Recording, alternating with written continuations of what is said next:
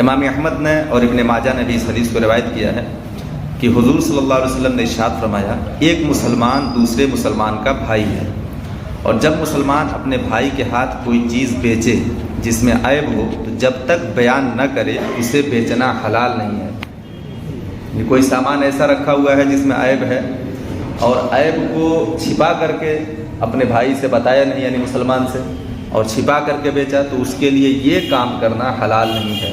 یعنی عیب کو بتا دے، بتانے کے بعد اس کو بیچے، تو اب اس کے اختیار کی بات ہو جائے گی کہ وہ بندہ لے رہا ہے یا نہیں لے رہا ہے۔ ایسا بھی ہو سکتا ہے کہ عیب بتانے کے بعد بھی وہ لے لے کچھ کمی بیشی کر کے، لیکن چھپا کر کے لے لینا یہ اللہ کے غضب کو بھی دعوت دینا ہے اور ساتھ ہی ساتھ ایک مسلمان بھائی کو دھوکہ بھی دینا ہے۔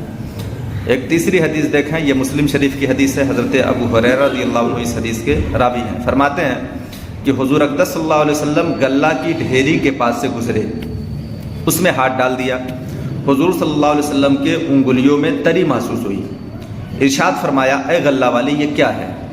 تو اس نے عرض کیا، یا رسول اللہ صلی اللہ علیہ وسلم اس پر بارش کا پانی پڑ گیا تھا۔ ارشاد فرمایا، تو نے بھیگے ہوئے کو اوپر کیوں نہیں کیا کہ لوگ اسے دیکھتے، اور جو دھوکہ دے وہ ہم میں سے نہیں ہے۔ غلے کا اناج کا غلہ پڑا ہوا تھا، اللہ کے نبی وہاں سے گزرے تو اس میں ہاتھ ڈال دیا نبی نے غلے میں، تو نیچے تری پائی، اوپر سوکھا سوکھا تھا۔ تو انہوں نے پوچھ لیا، یہ کیا ہے، ایسا تم نے کیوں کیا ہے؟ کیا ہے کا مطلب کیا، ایسا تم نے کیوں کیا ہے؟ تو انہوں نے کہا، یا رسول اللہ اس پر بارش پڑ گئی ہے اور بارش کی وجہ سے غلہ بھیگ گیا۔ اللہ کے نبی نے فرمایا، تو پھر یہ طریقہ نہیں ہونا چاہیے تمہارا، طریقہ کیا ہونا چاہیے، جو بھیگا ہوا مال ہے وہ اوپر ہونا چاہیے، تاکہ جو خریدنے والا ہو اسے سمجھ میں آئے کہ اناج بھیگا ہوا ہے، یہ غلہ بھیگا ہوا ہے۔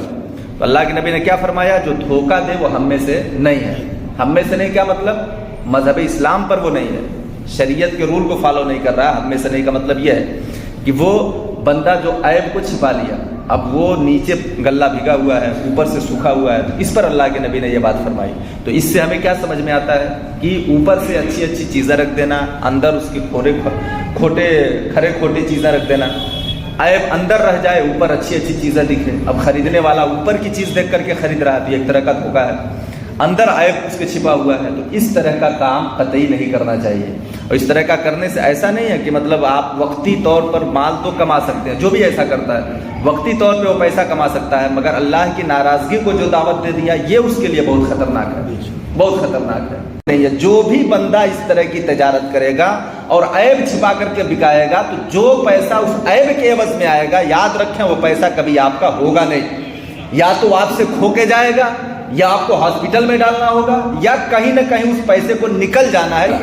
تو کبھی بھی اس طرح کا خیال رکھنا چاہیے کہ کوئی بھی سامان بیچتے وقت اس کے عیب کو چھپا کر کے نہیں، عیب کو ظاہر کر کے بکائیں۔ دو پیسہ کم اس میں کما سکتے ہیں، لیکن اللہ کے غضب کو آپ دعوت نہیں دیں گے۔ آپ اس طرح کریں گے تو اللہ راضی ہوگا، اور اسی میں پہلے حدیث میں بتا چکا ہوں کہ اللہ تبارک و تعالیٰ اسی میں اتنی برکتیں دے دے گا کہ آپ سنبھال نہیں سکیں گے۔ تو کبھی بھی عیب کو چھپا کر کے نہیں بیچنا چاہیے۔ اللہ تعالیٰ ہم سب کو سمجھنے کی توفیق